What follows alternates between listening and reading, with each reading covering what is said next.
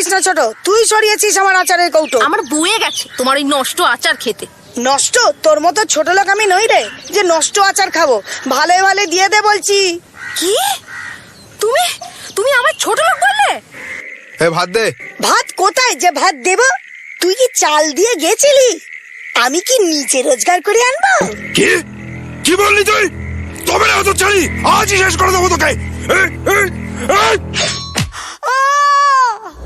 চন্দরা চিৎকার করে উঠল। কি হলো গো?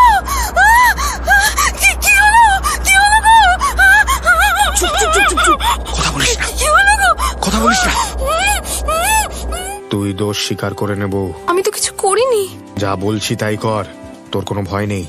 পুলিশকে বলবে বর্দি তোমার দিকে বঁটি নিয়ে তেড়ে এসেছিল। তুমি তখন নিজেকে বাঁচাতে দা দিয়ে ঠেকাতে গেছিলে, তখন ধস্তাধস্তিতে দা ছিটকে গিয়ে বর্দির মাথায় লেগে